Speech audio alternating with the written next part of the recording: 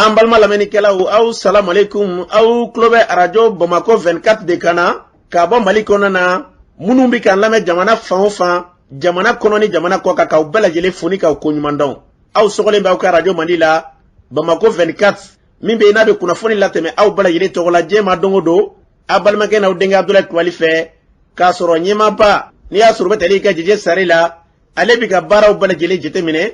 k'aw fo ni k'aw koɲuman dɔn faso kɔnɔ ni faso kɔ kan. Dɔ yɛrɛ t'aw ma k'aw sigi ni k'aw ka kunnafoni makɔnɔ kunnafoni ni dalilu don tiɲɛ ni Ala ye siran kan kunnafoni gɛrɛgɛrɛ anw sigilen filɛ kɛnɛ kan. O de kan ka bɛn bi kunnafoniw lase waati ma bi ye ntɛnɛn ye bi ntɛnɛn bɛnnen bɛ nansara san kalo 8 uti kalo bi o tile 22 ye ka bɛn 2022 san ma farafin kalo min n'o ye jɔminɛ kalo ye an ma ladɔnniya k'a fɔ bi o tile 24 ye jate la san kalo fɔlɔ don hijira san 1444 san don dugawu de bɛ kɛ Ala k'a ɲɛ ka d'an ma bakuruba fɔla bi kunnafoniw filɛ k'aw ladɔnniya k'a fɔ Shura Colonel Abdoulaye Maïga n'ale ye jamana gouvernement ka kuma lasela ye ale kɛla premier ministre ye par intérim o ko kɛra cogo min na kunnafoni ɲɛfɔli ko la fo ka taa se an ka jamana kɔnɔna na a bɛ ye k'a fɔ kuma bɛɛ fanga dafiri baaraw kɔni bɛ kɛ maa caman kɔni y'a yira k'a fɔ ko kalata kɛcogoyaw nɔ b'a la yɛlɛma dɔw donna an ka kalataw la ko kɛra cogo min na kunnafoni ɲɛfɔli ko la faransi tali min kɛ ka bɔ an ka jamana kɔnɔna na o ko kɛra cogo min na kunnafoni ɲɛfɔli kɛw la Amsardine International maaw olu ye misiri dɔ birikiden fɔlɔ kɔni sigi don ɲumanakaw fɛ yen nɔ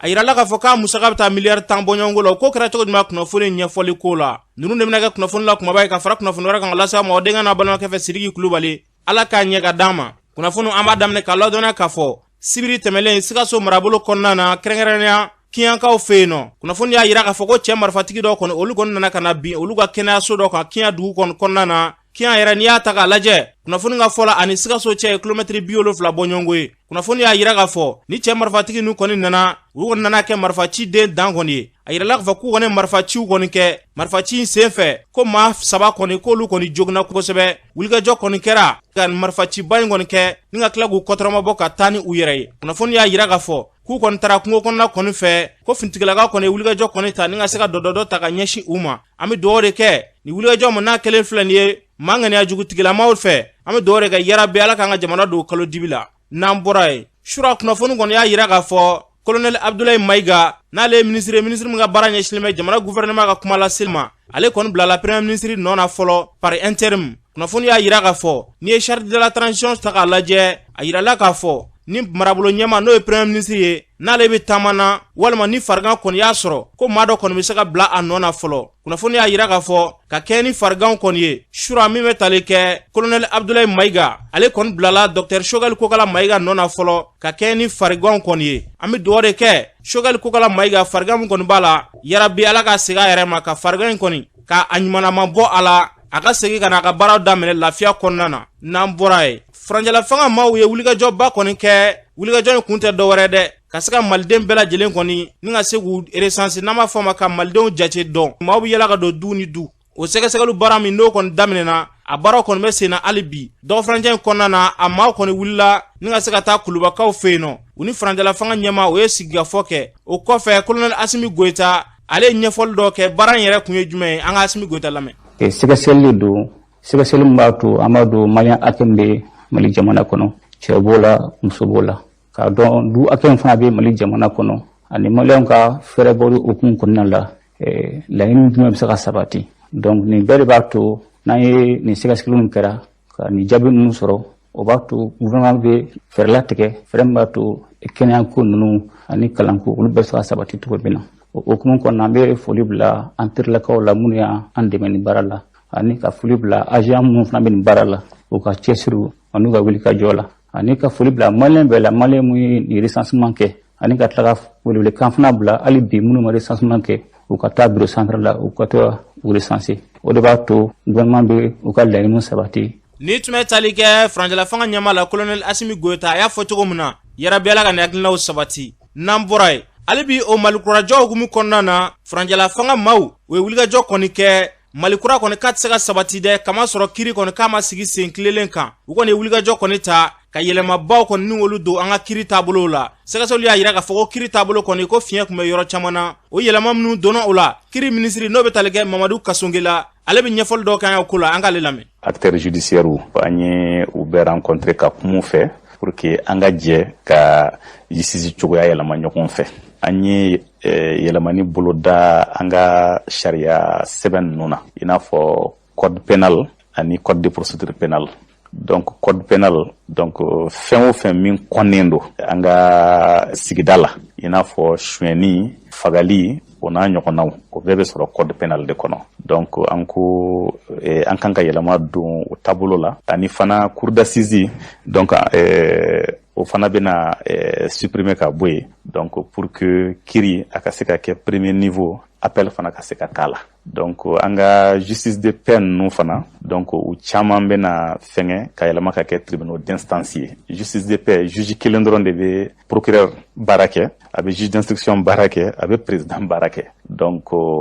maintenant an bɛ ka o yɛlɛma pour que mɔgɔ saba au moins o ka se ka sɔrɔ a yɔrɔ la. Dɔw bɛ yen u bɛ minɛ ka datugu, a bɛ se ka kɛ dɔw yɛrɛ bɛ waati caman kɛ yen. Or sariya ko ni mɔgɔ minɛna a kan ka waati dɔ de kɛ. I bɛ taa sɔrɔ dɔw u ka délai dépasselen don mais u bɛ yen. Dɔw yɛrɛ minɛnen don ka sɔrɔ u man ka minɛ. Donc maintenant le juge des libertés ale bɛ o jateminɛw kɛ, ale ka baara ye o dɔrɔn de. Waati dɔ de bɛ sariya tigilamɔgɔw bolo pour que ka ɲɛɲini kɛ a ko la. N'o waati tɛmɛna ɲɛɲini tɛ se ka k'a la. Donc an y'a ɲini o waati fana ka janya de telle sorte que mɔgɔw kana se ka tiɲɛni kɛ ka boli ka taa yɔrɔ wɛrɛw la kɔfɛ k'a fɔ ko bɔ waati dɔ tɛmɛna u tɛ se ka nɔ minɛ bilen. Donc an kɔni ye disposition min ta a bɛ komi sisan n'a tigi bolila donc a ko yɛrɛ tɛ ban. Donc an bɛ to ka dossier lakuraya. Donc délai dɔw kun ye san 3 ye a kɛra san 6 ye, délai dɔw kun ye san 10 ye o kɛra san 20 ye. Mais justice kɔnɔna na fana ni san 20 bɛ ɲini ka dafa i bɛ acte dɔw poser dɔrɔn san 20 bɛ tila ka kuraya tuguni. An ye texte dɔw ta. Donc o texte b'a yira k'a fɔ ni mɔgɔ nɔ minɛna kabini n'a nɔ minɛ don donc a bololafɛnw bɛ se ka minɛ k'a bila bolokɔrɔ. Maintenant n'an y'a jateminɛ k'a fɔ k'a nɔ b'a la donc a kan ka min sara État ye o bɛ ta a bololafɛnw kan fɔlɔ. Maintenant n'a nɔ t'a la a ka fɛnw bɛ segin a ma. An bɛ ka fɛɛrɛ kɛ pour que agence de recouvrement des avoirs criminels o ka bila sen kan pour que nafolo minnu minɛna o ka se ka gérer. Parce que an y'a jateminɛ k'a fɔ ni nafolo dɔw minɛna bon dɔw t'a sɔrɔ sow don dɔw ta ye bolimafɛnw i n'a fɔ moto ni mobiliw donc u bɛ bila yen nɔ entretien t'u la a bɛɛ bɛ tiɲɛ. Donc ni maintenant n'a bilara agence ka bolo kan agence bɛ se k'u entretenir a bɛ se ka dɔw feere donc ka wari bila kɛsi kɔnɔ. Ni mɔgɔ dɔ kan ka nɔ minɛ a tigi mana kɛ maa o maa ye i tɛ mɔgɔ ye min b'a fɔ karisa y'an ka mɔgɔ ye ou bien karisa bɛ nin position na aw kana s'a ma. Non o tɛ yen. I bin na k'a fɔ k'i ye karisa ye ou bien i ni karisa ka surun donc maga tɛ k'i la non o banna. Donc an sera ka cour d'assises 2 organiser. Kelen kɛra yuruguyurugu kɛlɛli kan, kelen kɛra impunité kan. Donc mɔgɔ caman jugera a sen fɛ, mɔgɔ caman condamnera. Jɔnya fana sira kan dɔw bɛ bin dɔw kan k'u bugɔ u bɛ dɔw yɛrɛ faga parce que u banna jɔnya ma. Donc o sira fana kan an ye instruction di pour que mɔgɔ o mɔgɔ min b'o baara la u k'o nɔ minɛ. Donc dossier fɔlɔ minnu kɛra mɔgɔ 57 o minɛna o dossier hukumu na. Bon dɔw fana bɔra ka musokɔrɔba dɔ faga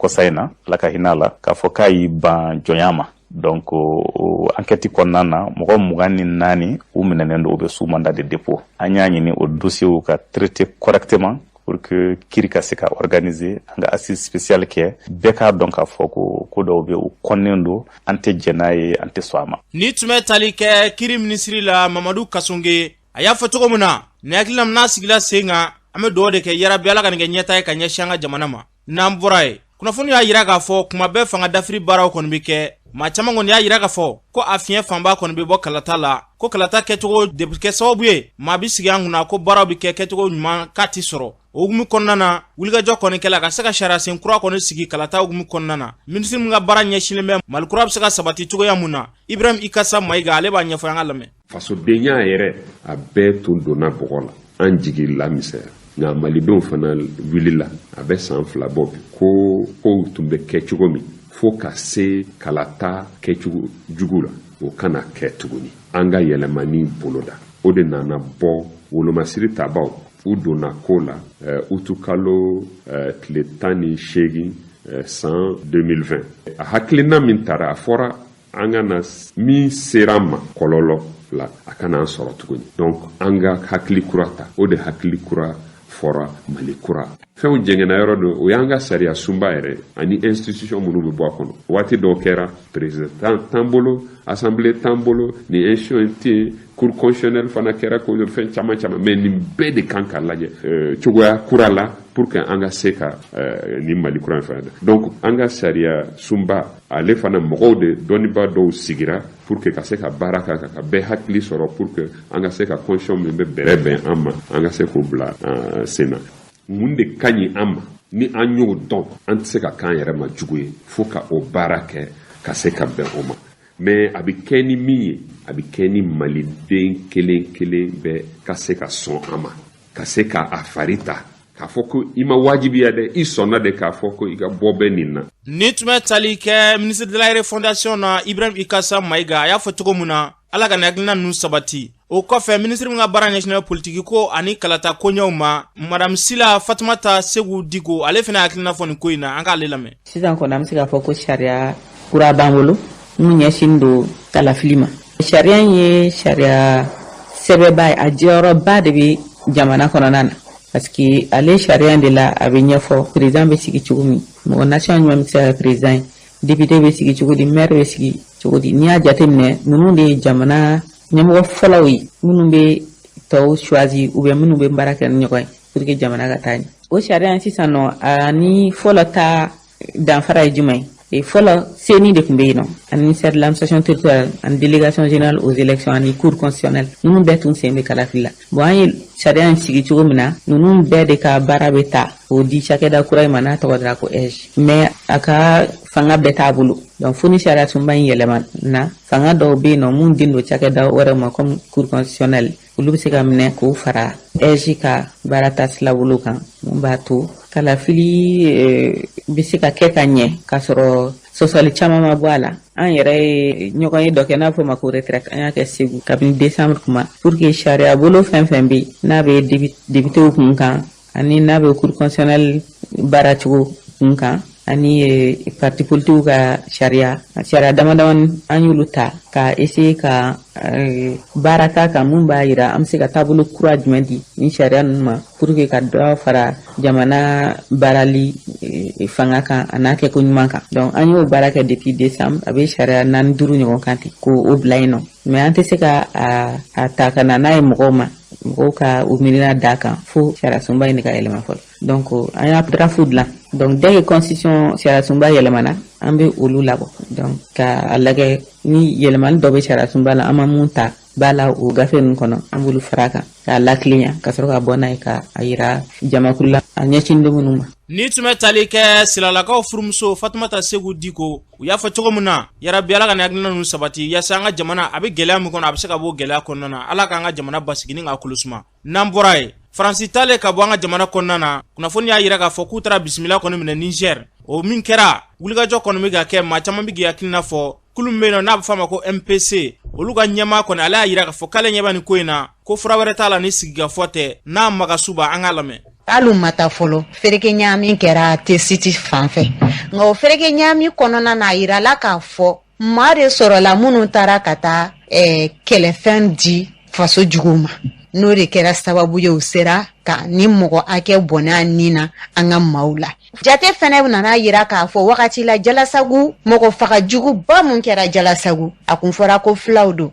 n'a ma fili Amadu Kufa yɛrɛ bɔra direct la k'a fɔ olu ma maa fa olu kɔni taara u ye mɔgɔ dɔw minɛ ka taa n'olu ye nka u ma maa fa a fɔra ko tubabu dɔw de taara maa fa. An ka maaw ko k'u ye ɲɛɲinini kɛ fɛnɛ k'a fɔ ko u sen b'o la. Bon ni an nana kɛ k'a fɔ an b'u olu gɛn olu dun ma bɔ an ka jamana kɔnɔ ne bolo ma bɔ dɛ bari n'i y'a jateminɛ Gawo ani Niger an gunnen bɛ ɲɔgɔn na u taar'u sigi Mali yɛrɛ fanfɛ yɔrɔ de la Niger yɔrɔ min ka surun Mali don da la donc ne bolo foyi tɛ sigi ka fɔ bɔ ani Faransi ka ko in na bari u bɛ ka janfa kɛ k'an namunu an sigiɲɔgɔn b'o la bari hali anw ka Faransi labɔ anw yɛrɛ kɛrɛfɛ maaw ka Faransi bisimila u ma bisimila yɔrɔ la dɛ u ni Mali yɛrɛ bɛ cɛ fara bɔ yɔrɔ min na ka taa Faransi bisimila ye u ka jamanadenw ma sɔn nka olu yɛrɛ sɔnna ka Faransi bisimila ye. Ni tun bɛ tali kɛ MPC ale ɲɛmaa la kɛrɛnkɛrɛnna n'a magasuba a y'a fɔ cogo min na ala k'an ka jamana basigi okumu kelen kɔnɔna na Abubakar Sidiki Fɔnba n'ale CNT maa dɔ ye ale hakilina fɔ nin ko in na an k'ale lamɛn.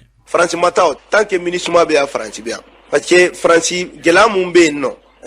a tɛ ka fɔ ko France autant de don n'i ye jateminɛ kɛ sisan MINUSMA kɔnɔ les pays de l'Europe là ou bien pays de l'OTAN an ka ko ye Europe jamana 27 19 de représentelen bɛ MINUSMA kɔnɔ olu yɛrɛ si tɛ Mali ka hɛrɛ fɛ wa bɛɛ bɛ France de ka miirina kɔ France yɛrɛ bɛ o kelen na ye donc lien bi pour que lien ka bɔ yen prévu bɛ Mali bolo prévu caman b'an bolo min y'a yira k'a fɔ ko France ɲin bɛ ko caman na France yɛrɛ déclaration caman kɛ mun b'a yira k'ale ɲin bɛ Mali attaque la n bɛ se ka o exemple saba di an b'a daminɛ fɔlɔ min yɛrɛ ye Emmanuel Macron n'a ye fanga bila san o san an b'a poursuivre justice la pour génocide au Mali parce que ale de ko fulaw de bɛ ka faga Mali la sans preuve donc a bɛ poursuivre o la fɔlɔ pour des propos génocidaires a bɛ fɔ nin de ma ko la promotion de la génocide n'o bɔra yen attaque min kɛra Tessit an kɔrɔ attaque kɛra le 7 mais France yɛrɛ ye communiqué kɛ le 6 k'olu tun bɛ Gao k'u tun bɛ ka patrouille kɛ o dun drone minnu yera ko drone de reconnaissance bɛɛ b'a dɔn k'o tɛ terroriste bolo donc o fɛnɛ bɛ France ka responsabilité yira France yɛrɛ de nɔ don u b'u yɛrɛ kofɔ sanga ni wagati maintenant n'i ye jateminɛ kɛ France k'a fɔ k'ale taara fɛnɛ ka tila ka t'i daga Niger a ma taa o ni France b'i daga soit a bɛ taa Côte d'Ivoire ou bien a bɛ taga Tchad o de y'u jabala ye mais ka t'i da an ka foroko kunna k'e bɔra foro kɔnɔ a ma bɔ foro kɔnɔ la France devient maintenant un danger France ye danger de sa Mali bolo le Niger même est devenu un pays dangereux pour la sécurité de la région Nigérian kuma fɔ ko attaque bɛ bɔ Kidal mais ça a bɛ bɔ Niger de kana attaque min kɛra Tessit u bɔra Niger de kana u bɛ bɔ Burkina fɛnɛ sira fɛ kana donc ce qui est sûr c'est que Mali problème ça devient inquiétant parce que France bɛ yan nɔ sɔrɔ de kama a tɛ yan maliyɛnw ka yɛrɛ kama. Ni tun bɛ tali kɛ Abubakar Sidiki Fɔnba la CNT maa dɔ don yarabi Ala k'an ka jamana basigi ni k'a kolo suma n'an bɔra ye kulu min bɛ yen nɔ n'a bɛ fɔ a ma ko association sigida ɲɛtaa olu ka ɲɛmaa kɔni y'a yira k'a fɔ ko ale bi ko gouvernement kɔni k'a lajɛ ko dala dumunifɛnw k'u ka gɛlɛn dɛ kɛrɛnkɛrɛnnenya ko sukaro kɔni ko sɔngɔ min kɔni bɔra gouvernement fɛ k'o da k'a yira k'a fɔ numéro dɔw kɔni dira ko ni maa ye jateminɛ kɔni kɛ k'a ye k'a fɔ ko sukaro kɔni bɛ ka feere o sanfɛ k'i ka wele kɔni kɛ ko hali bi ko sukaro tɛ ka feere o sɔngɔ na dɛ a y'a yira k'a fɔ ko ni an ka jamana fɛnw gɛlɛyalen ye nin cogoya la tan dɔ ko monopole ko de don ko ka fɛɛrɛ kɔni kɛ ka monopole ko in yɛrɛ de bɔ a la walasa dala dumunifɛnw o bɛ se ka sɔrɔ nɔgɔya la cogoya mun na an ka Worokiya Dunbiya lamɛn. Vraiment dɔ bɔra essence la a diyara n ye a bɛnna ma mais dumuni ko compliquélen don autorité k'i ni bɔ opérateur kan minnu bɛ monopole ko la kɛ bɛnkan min b'u ni monopole tigiw cɛ u k'a papier fara ka sukaro tulu malo nɔnɔmugu alikama a ka kɛ firi bɛɛ ka don n'a ye a ka kɛ komi sini mina e ma sini mina ka di yan hali ni ye 800 bɔ i bɛ portable sɔrɔ u ka monopole ko in bila parce que i b'a dɔn dekun bɛ ka se kɔrɔbɔrɔ bitiginin ma kunna sini ne ye yɔrɔ caman yaala n ka baarakɛla ni n denmusonin u ma sukaro sɔrɔ bitiginigiw ko k'an na kilo tɛ k'a di mɔgɔw ma u banna kilo feereli ma ko parce que u ni opérateur jɛlen ka magasinw de yira jagobatigiw n'i taara sa k'i mago bɛ tulu bariko 20 na u bɛ bariko 5 labɔ ka d'i ma n'i ko k'i mago bɛ sukaro bɔrɛ 10 na u bɛ bɔrɛ 4 labɔ ka d'i ma Mali ma se nin niveau in na o Mali mago bɛ dun ka fa mun na bi ni Asimu olu kɛlen ka numéro vert in bila muso ko k'ale taara ko dara mɛ ma bɔ tulu la autorité ka nin carrière bɔli ma ɲa parce que olu bɛ carrière bɔ yan'u ka carrière bɔ kɛ ani opérateur détaillé grossiste a bɛɛ bɛ sigi sigikafɔ in kana kɛ disibaw ye a ka kɛ bitiginitigiw ka don a la commerçant détaillé ka don a la ni bɛɛ donna sigikafɔ in na wallahi ni problème bɛ Mali kɔnɔ dun ka fa la a bɛ sabati parce que i b'a dɔn ko autorité ye baara fankelenma de kɛ e bɛ taa opérateur damadɔ wele i b'o sigi ko dɔ bɛna bɔ minɛn prix la faama ɲɛkɔrɔ jɔn b'a fɛ ko dɔ tɛ bɔ fili la mɔgɔ t'o fɔ o mais commerçant détaillé ka niveau la dun don o don conférence nafa foyi t'a la nin bɛɛ kuma de ka mɔgɔ hakili gosi kɔngɔ tɛ makɔnɔni kɔnɔ malo tɔni b'olu bolo ka so sukaro tɔni b'olu bolo ka so sogo kulɔlen b'olu ka firiko kɔnɔ mais kɔngɔ de bɛ maliyɛnw na bi u ka kuma in bila minisiri mun ɲɛsinnen don jako ma a ka monopole papier fara an nana ni sɔrɔ ye karisa y'a kɛ tan o bɛɛ hali bi tɛ fɛ ka baara kɛ 100% de sinon olu ka transition in bɛɛ kɛra kuma de ye waliyama kɛ. Ni tun bɛ tali kɛ association sigida ɲɛtaa ɲɛmaa la kɛrɛnkɛrɛnnenya Worokiya Dunbiya a y'a fɔ cogo min na Ala k'an ka jamana basigi ni k'a kolo suma n'an bɔra ye Bakɔ Jikɔrɔnikaw fɛ yen nɔ kɛrɛnkɛrɛnnenya golf la sira dɔ kɔni baara kɔni bɛ sen na yen nɔ a yirala k'a fɔ ko sira in kɔni baaraw daminɛna sangali kungurunin ko baarakɛbaaw kɔni k'u ɲinina ka sɛgɛ dɛ k'u kɔni ye minɛnw kɔni bila ye nka o tɛ ka na baara kɔni na sigidalamaw kɔni y'a yira k'a fɔ ko sira in kɔni k'a garatelen k'a kɔni bɛ ka kɛ degun de ye olu ma an ka sira kɛrɛfɛmaa dɔw lamɛn. faso ka juru mun banna an y'a bɛɛ sara n'a fɔra tuguni baara ka kɛ tuguni entreprise damadama fɛ u t'u ka baara ka kɛcogo la ni kɔni bolo jamana tɛ se ka avancer nin cogo la tan ni sanction ta ni marché dir'i ma ni tɛ se ka marché kɛ a bila ni marché dir'i ma délai dɔ kɔnɔna na ni ma se ka ban o kɔnɔ pénalité ka a ka dasi a wari ka tigɛ a b'i kun o la i bɛ baara ta seere la u nana u ye mun fɔ an ɲɛna k'olu ye marché wɛrɛ sɔrɔ olu bɛ ka t'o kɛ. sira labɛn c'est vrai que ita y'a kɛ a diyara n ye mais kɔfɛ a bɛ ka tila ka don an gasi la dɔɔni u k'a essayer a ka ciw las'u ma u ka na bɔ poussière la ka sira da an ka clients ka se ka accessibilité sɔrɔ ka na bitigi la cogo min na ka na sanni kɛ. kunna sini mobili dɔ bɔra nin so in kɔnɔ nin du in kɔnɔ an yɛrɛ ka du in kɔnɔ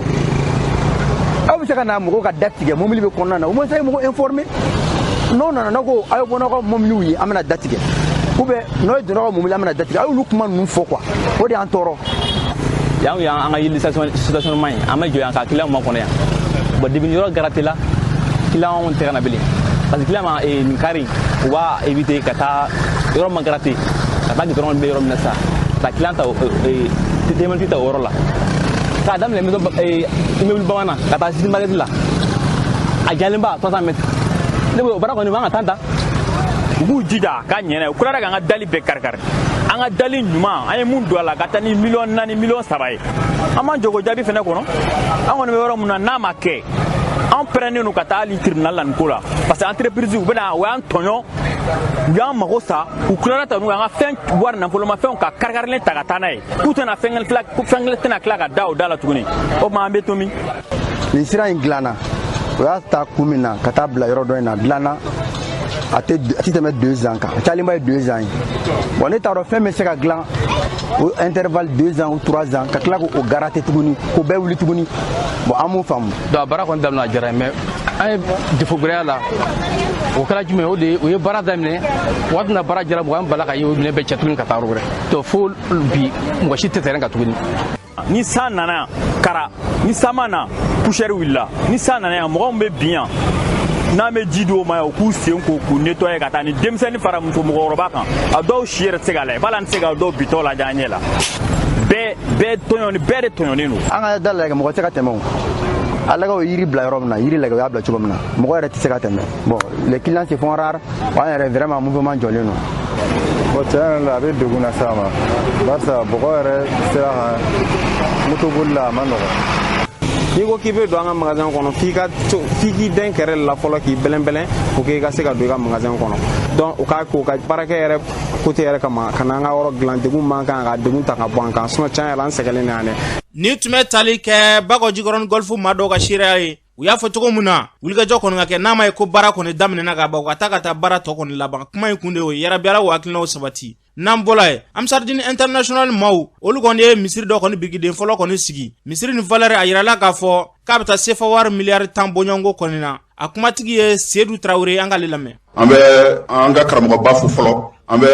doɲumana imamu fana fo an bɛ yan bi an ka misiriba pierre fɔlɔ bere dali la ni misiri belebeleba in n'an bɛna jɔ a jɔli bɛ kɛ ni fédération Amsardini ka laɲini de ye fédération Amsardini International a ka laɲini belebelebaw dɔ ye ka silamɛya in dɛmɛ silamɛya mun nana bɛn ani kelenya sira kan ani fana fɛn fɛn ye misiriw jɔli ye ani kalansow jɔli ani kɛnɛyasow jɔli ye n'o dɔgɔtɔrɔsow ye ani so wɛrɛw jɔli ye minnu bɛ silamɛya sira kan o kɔfɛ fana fédération internationale a ka dɛmɛ bi se dɛsɛbaatɔw ma ani mɔgɔ ye ka saraw fana sɔrɔ o kɔfɛ an ka laɲini ye ka bɛn ani kelenya ani fɔ ka bɛn sabati bɛɛ ni ɲɔgɔn cɛ an bɛ nin baaraba mun na yan laɲini caman b'a la ni Ala sɔnna ma misiri in yɛrɛ a bɛna mɔgɔ 30 ɲɔgɔnna de ta a bɛ jɔ sanfɛla ani dugumana de la o kɔfɛ an bɛna tribune dɔ fana jɔ kɛnɛ kan mɔgɔw bɛ événement fitininw kɛ yɔrɔ min na tribune min bɛ se ka mɔgɔ 2000 ta o fana kɔfɛ an bɛna bibliothèque ba dɔ jɔ kɛnɛ in kan bibliothèque min bɛ se ka livre 10 ɲɔgɔnna ta an ka misiri in an bɛna tila ka jardinw k'a kɔnɔ minnu bɛ se ka mɔgɔ lafiya o kɔfɛ sira minnu bɛ k'a kɔnɔ ani sira minnu bɛ k'a kɔfɛ an bɛna olu bɛɛ fana labɛn an bɛna tila ka mobili jɔyɔrɔ ni moto jɔyɔrɔw dilan a la mobili jɔyɔrɔ mun bɛ se ka se fo mobili 400 ma ani moto 3,000 alors misiriba in yɛrɛ an y'a kalanw kɛ k'a ban k'a plan architecturaliw bɔ k'a ban an y'a coût évaluer n'o y'a wari ye a wari musaka bɛ bɛn à peu près miliyari 10 ɲɔgɔnna de ma projet in an bɛna financer fédération internationale de fana bɛna projet in financer o kɔrɔ an jigi tɛ financement ka yɔrɔ wɛrɛ la ni Ala sɔnna ma an ka laɲini ye ka baara in kɛ san 2 ka se kalo 30 ɲɔgɔnna ma an baara in man ka tɛmɛ o kan. Ni tun bɛ tali kɛ Seydou Traoré la Amsardine International maa dɔ don a yirala k'a fɔ ko misiri in kɔni k'a baara bɛ ka kɛ don ɲumanakaw fɛ yen nɔ an bɛ dugawu de kɛ yarabi ala ka diinɛ taa ɲɛ an ka jamana kɔnɔ n'an bɔra ye semasi olu ye faraɲɔgɔnba kɔni kɛ dɔgɔ furancɛ tɛmɛnen kɔnɔna na faraɲɔgɔn in kun tɛ dɔwɛrɛ dɛ ka se ka ɲɛfɔli kɔni kɛ semasi yɛrɛ ko maa dɔw bɛ yen k'olu tɛ ka se ka faamuyali sɔrɔ semasi ko la semasi yɛrɛ ye fɛn jumɛn de ye Sarmoy Sise ale b'a ɲɛfɔ an ka lamɛn. An ye kunnafoni dinaw wele bi ka semasi ɲɛf'u ye fɔlɔ parce que maa caman bɛ yen olu ma semasi faamuya n'i y'a caman ɲininka u b'a fɔ ko semasi ye diinɛ kulu de ye semasi tɛ diinɛ tɔn semasi ye politique tɔn de ye min bilala sen kan ka fanga ɲini i n'a fɔ politique tɔgɔ tɔw b'a ɲini cogo min donc an y'a fɔ an ka mɔgɔw ye k'u k'u labɛn ni ala sɔnna ma an bɛna maire sigi an bɛna o ɲini ka député sigi ɲini ka hali ka président sigi nata k'o ɲini parce que chronogramme o bilala sen kan ka ban o tɛmɛnen kɔ an yira mɔgɔ la k'a fɔ ka ɲɛfɔli kɛ k'a fɔ kuma min bɛ fɔ bɔlɔlɔw ni ayiwa plateau kan k'a fɔ ko semasi ale ye transition jugu ye ale ye opposition non an tɛ transition sina ye an tɛ camancɛ fanga juguya la an bɛ baara min kɛ o de ye an b'a fɔ min na tubabukan na ko rôle de veille ni baara min kɛra camancɛ fanga kɔnɔ n'a ma ɲɛ an bɛ a fɔ nin ma ɲɛ a ye nin falen parce que bamananw ka kuma don ko i teri ko n'a tɛ tiɲɛ f'i ye i jugu o sara u ka tiɲɛ f'i ye semasi b'o baara de kɔnɔ parce que camancɛ fanga in nana cogo di camancɛ fanga in nana de semasi a n'a ka parrain n'o ye docteur Cheikh Imam Mahmoud an b'a fɔ olu ka wulikajɔ de nana ye fo dɔw nin tora la ne yɛrɛ min bɛ ka kuma n'aw ye ne banana 2h du matin imam ka da la ne nin tun bɛ so ka taa la donc o hukumu kɔnɔna na an wulila fɛn mun kama n'olu ma ɲɛnabɔ n'an ɲɛ bɛ sirala sira mun man ɲi an ye fanga kɔrɔ kɛlɛ mun kama n'an ye olu ye an bɛ bɔ k'olu de fɔ maaw ye mais il faut le reconnaître que mɔgɔ dɔw fana bɛ yen olu yɛrɛ tɛ a ɲani fɛ olu bɛ fɛ dɔrɔn ni mɔgɔ ka to fara-farali la o la an ko an balimaw ma bɛɛ ka ɲɔgɔn minɛ o tɛmɛnen an y'a yira bɛɛ la k'a fɔ fɛn min ye conseil national de transition ye n'o ye o ye maa mun bɛ députés nɔrɔbila la n'an b'a fɔ o ma ko les membres du CNT o dayɛlɛla CNT dayɛlɛla Semas commune 6 anw ye a ɲini anw ye an kan bɔ a nɔfɛ an b'a ɲini ko parce que wari bɛ yen an b'a ɲini ko parce que ko tɔgɔ bɛ yen an y'a ɲini parce que sariya kisɛw bɛ ta yen de sariya kisɛ b'an bolo an bɛ fɛ ka olu latɛmɛ ayiwa fɛnɛ pour que i k'a dɔn k'a fɔ gouvernement bɛ ka baara kɛ i ka ministre wele k'u ɲininka u dalakan na CNT maaw de bɛ se k'o kɛ n'an b'a fɔ tubabukan na ko le garde fou donc o hukumu kɔnɔna na an kɔni an ye a ɲini nous sommes demandeurs et preneurs an y'o fɔ maliyɛnden bɛɛ ka bɔ o kalama voilà donc o de ye bi mɔgɔw wele kun ye ka a da kan fɛnɛ k'a fɔ ni ala sɔnna ma an bɛna falen don an ka bureau kɔnɔ an bɛna wuli ka se maa maa bɛ yen k'a bɛ faso baara la commune 6 kɔnɔ ka su bɛɛ lajɛlen ma an n'u ka se k'an bolo di ɲɔgɔn ma ka se ka bɔliba wɛrɛ labɛn cité des enfants. Ni tun bɛ tali kɛ semasi ɲɛmaa dɔ la kɛrɛnkɛrɛnnenya Sarmoy Sise u y'a fɔ cogo min na ala k'an ka jamana basigi ni k'a kolosuma n'an bɔra ye denmisɛnnin minnu bɛ yen nɔ n'u masaw kɔni tanyana kɛrɛnkɛrɛnnenya lujuratɔw an ka minisiri min ka baara ɲɛsinnen bɛ kɛnɛya ko ma dɔgɔ furancɛ in kɔnɔna na ale ye wulikajɔ kɔni kɛ ni ka se ka taa bɔ olu la kɛnɛ in ka ɲi nɔ konelakaw furumuso Cecile Odile Dako ale ye kuma min fɔ a kɛnɛ kan o filɛ ka minisiri fo parce que a nana a yɛrɛ y'a ye an bɛ ka mun kɛ denmisɛnninw u nisɔndiyara a diyara anw yɛrɛ ye hakili la minisiri yɛrɛ ye nimisi wasa sɔrɔ a la ni denmisɛnnin ninnu an n'u bɛ tile ɲɔgɔn kan sɔgɔma n'u taara cours kɛ parce que an b'a dɔn dɔw ka niveau faible don cours de vacances bɛ kɛ wula fɛ u bɛ fari ɲɛnajɛ ninnu kɛ i n'a fɔ ballontan basket ani bricolage dɔw yɛrɛ bɛ dɔn kɛ musique fana an y'a ye dɔw bɛ ka piano ni guitare bɛɛ dege wasa ka u walanwalan u kana to kɛrɛfɛdɛn na. Ni tun bɛ tali kɛ konelakaw furumuso Cecile Odile Dako kɛnɛ in ka ɲi nɔ kɛnɛya minisiri yɛrɛ n'o ye Jɔminatu Sangare ale ye kuma min fɔ a kɛnɛ kan o filɛ. An filɛ kɛnɛ mun kan bi n'o ye yatimɛdenninw ka yɔrɔ ye donc yatimɛ ko ka gɛlɛn kosɛbɛ an ka gouvernement ma a ka gɛlɛn président la transition yɛrɛ ma ni ministre bɛɛ lajɛlen donc an nan'u lajɛ u bɛ vacances de la u bɛ k'u ka vacances kɛ cogo di u nana Sam Permisel la u bɛ ka kalan dɔw kɛ yaasa école mana se u bɛ se ka année scolaire ɲɛnama kɛ cogo min na u yɛrɛ nisɔndiyalen y'a fɔ an ɲɛna président ye bisi mun d'u ma o bisi in de bɛ k'u la na yan yɔrɔ in na o de b'u ta ka t'u bila so donc u yɛrɛ ye foli ci don ko ka président fo bisi ko in na kosɛbɛ donc bisi in a nafa yera nisɔndiyala kosɛbɛ n kun kɔrɔ t'a la n ye fɛn mun y'an ɲɛ la o bɛ na ni halisa fanga de don an na an bɛ ka baara mun kɛ halisa an ka dɔ fara a kan o wuli ka jɔ k'an ni cɛsiri kan. Ni tun bɛ tali kɛ kɛnɛya minisiri la Jɔminatu Sangare a y'a fɔ cogo min na ala ka hakilinaw sabati an ka jamana kɔnɔ n'an bɔra ye Mali ni Lagina a yirala k'a fɔ k'an bɛɛ lajɛlen kɔni ye balimamaw ye o hukumu kɔnɔna na an ka seko ni dɔnko cɛba min bɛ yen nɔ Salfu Keita ale kɔni bɛ ka fara ɲɔgɔn kan baara kɔni labɛn o bɛna taa kɛ kuremalekaw fɛ yen nɔ a yirala k'a fɔ ko baara in kɔni k'a bɛ daminɛ min bɛ tali kɛ septembre kalo tile 21 ka taa bila tile 28 na Salfu Keita ye baara in daminɛ hukumu jumɛn kɔnɔna na an k'a lamɛn. An bɛ taa symboliquement ka taa kuremale ka taa barrière lawuli k'an ka badenya tugun k'an ka sigiɲɔgɔnya n'a ka furuɲɔgɔnya olu fara ɲɔgɔn kan o kun bɛ cogo min na fɔlɔ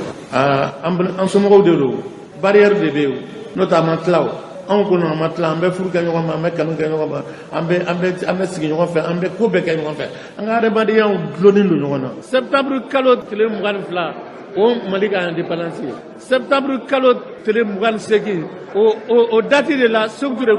ko non au colonisateur an y'o o date fila ta o date fila kɔnɔ an bɛ manifestation kɛ mɔgɔ ka ɲi dɔmisi degré la bamanankan na depuis an y'an ka yɛrɛma hɔrɔnya kɛlɛ damina mɔgɔw dɔw bɛ an kɛrɛfɛ u tɛ Mali nin dɔn ko u tɛ Laginɛ dɔn ko empereur ma kɛ Rossi ka tɛmɛ Laginɛ ni Mali kan ni mɔgɔw ko empereur c'est ici qu'il y a eu des empereurs en Guinée au Mali an k'an yɛrɛ dɔn an ka taa an yɛrɛ ka so an ka madon yɛrɛ la n'an y'an madon Laginɛ la an madon Laginɛ an y'an madon yɛrɛ la de ni tun bɛ tali kɛ Salifu Keyita la a y'a fɔ cogo min na yarabi hali bi Ala k'an ka balimaya kɔni sabati n'an bɔra ye dɛmɛ dɔ kɔni tara ka di an ka jamana ma Japon jamana fɛ dɛmɛ in kun tɛ dɔwɛrɛ dɛ kɔngɔ min b'an ka jamana kɔnɔna na dɔ bɛ se ka bɔ o la cogoya mun na sécurité alimentaire ma olu ka ɲɛma dankan n'o bɛ tali kɛ Digolakaw furumuso Basan Jane ale b'a ɲɛfɔ an ka lamɛn dɛmɛ in kan ka se Kayi Moti Tombouctou Menaka ani Kidal komi ni kimɛli kɛra ka ban baara bɛ daminɛ mais au fur et à mesure sɔrɔw bɛ na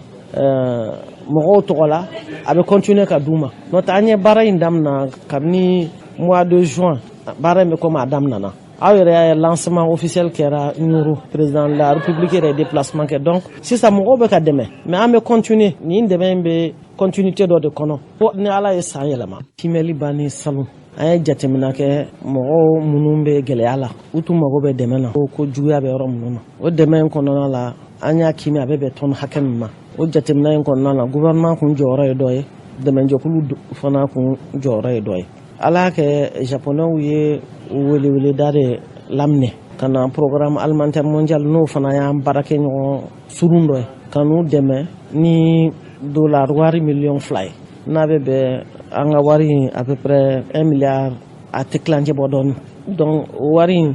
a kan ka kɛ ka mɔgɔw dɛmɛ minnu bɛ gɛlɛya la ni tun bɛ tali kɛ Basan Jane na a y'a fɔ cogo min na ni baara min n'a sigilen filɛ sen kan yarabi Ala ka ɲɛsin maa dɛsɛlenw ma ka se ka gɛlɛya dɔw ta ka bɔ olu da la n'an bɔra an bɛ taa jamana kɔ kan Umu Danbele min b'e bolo karamɔgɔ Sidiki fɛn min ye Israel ni Turki ale cɛ mankanw kun ni tun a yirala k'a fɔ ko ni kun ye a san 4 ye baaraɲɔgɔnyaw kun jɔlen kun don u ni ɲɔgɔn cɛ nka nin waati in na dɔgɔfurancɛ tɛmɛnen kɔnɔna na jarala k'a fɔ marabagajɛkulu ka wuli ka jɔw senfɛ baaraɲɔgɔnyaw lakuraya la fɛn min ye sanni feere ta fanfɛ k'o bɛna kɛ nɔgɔya la Turki ale ni Israel ni ɲɔgɔn cɛ n'an bɔra an bɛ taga Cadi jamanadenw ka bɛn ni basigi kuma ɲɔgɔnya bolodalen kun don sibiri tɛmɛnen na utu kalo tile 20 nka fɛn min ye jamana ɲɛmaaw olu y'a jira k'a fɔ ko u ma sɔn ka sira di ni makofɛlenw ma walasa ka se k'u ka baaraɲɔgɔnyaw n'u ka kuma ɲɔgɔnyaw sabati n'an bɔra an bɛ taga Somali binganiya wɛrɛ dɔ tara ka Somali donnajigiyɔrɔ dɔ sɛgɛrɛ min kɛra sababu ye ka maa 21 bɔnɛ u ni na ani ka maa 117 ɲɔgɔn jogi wale in kɛra kunun kari utu kalo tile 21 fɛn min ye binganiya wale tigilamaw ye sa nin waati na lakana tigilamaw bɛ wuli ka jɔ la walasa ka se ka da ni makofɛlen ninnu kan n'an bɔra an bɛ taga Siri o jatigɛ wale tigilama kelen ninnu fɛnɛ binganiya wɛrɛ ta ka Siri kɔrɔnya panfɛla sɛgɛrɛ min kɛra sababu ye ka duguden gansan maa 21 bɔnɛ u ni na o wale in kɛra kunun ko ni waati na wulikajɔw bɛ sen na karamɔgɔ Sidiki an tun ye min sɔrɔ ni tun ye dɔ ye Umu Danbele y'a fɔ cogo min na yarabi Ala ka basigi nati Mali ni diɲɛ jamanaw bɛɛ lajɛlen ni ɲɔgɔn cɛ